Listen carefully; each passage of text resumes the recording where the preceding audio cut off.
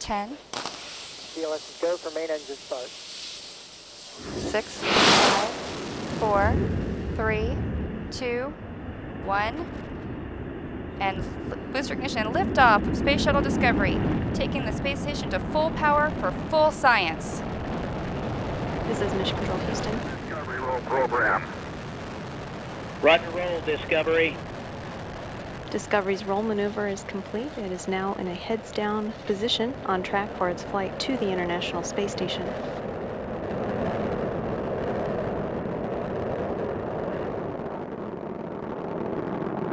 Discovery flying 365 miles per hour, 1.5 miles in altitude, 7 miles downrange from the Kennedy Space Center. Discovery's engines are throttling down as the orbiter passes through the area of maximum pressure on the vehicle.